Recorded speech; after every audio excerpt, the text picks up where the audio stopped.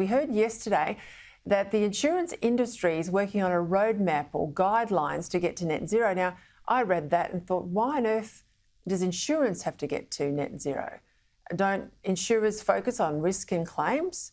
So I thought I'd get to Andrew Hall, the CEO of the Insurance Council of Australia, to come on and help me understand the whole issue of climate change and insurance. Andrew, tell us why the insurance industry is now looking at making itself net zero.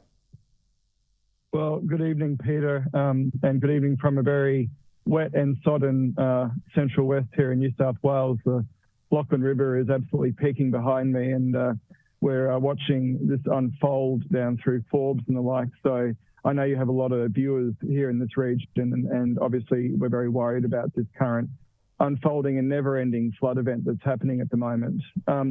Your question around the net zero plan, the net zero plan was launched yesterday by the insurance sector as a way to give actually our sector a plan moving forward, because we're under pressure at the moment from a whole range of fronts, but not the least being three critical things that have changed. Number one, our regulators have announced that yesterday, APRA announced they're going to be doing climate vulnerability assessments on insurers.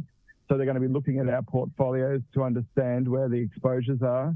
The second thing is that international investors and our reinsurers are now asking us in Australia, what is our net zero plan? So we've had to lay that out. And the third, of course, is there was a change of government, and the government now has a net zero target.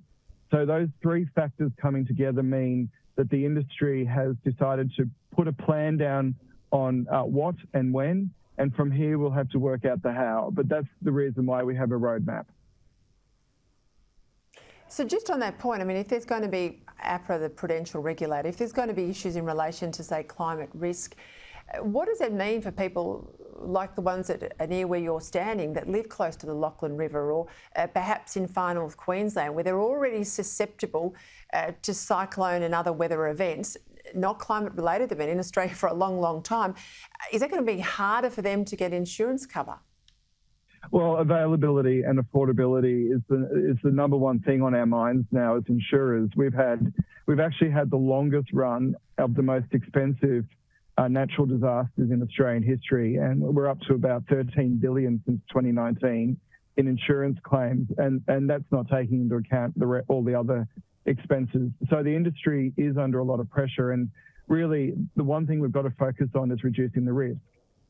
So when it comes to floods and what's going on around me here at the moment, we know the 12 regional towns that need investment, and the federal government, to their credit, in the budget have put their money where their mouth is on that, and now it's up to the states, and I'm going to urge all the states to try to leverage that money to build better flood levees and protect homes, because if we can reduce the risk, we will bring downward pressure on premiums, and we've seen that happen in other parts of Australia, and that's what we really want to see happen moving forward, and particularly while this is going on around us. Are you going to get to a situation where these overseas funders of insurance in Australia become difficult about, perhaps people living in the wettest parts or the coldest parts or the driest parts of this country? Are we going to be told where to live if we want insurance? Well, one would argue this is already happening, Peter, because insurance prices risk. It's actually the ultimate price signal. And when you're buying a home now, one of the first things you should check is what are the risks around the home, and can I afford an insurance policy around that? And for the foreseeable future, we have got a situation where we've got a lot of money coming out of our insurance pools and not much money flowing back in.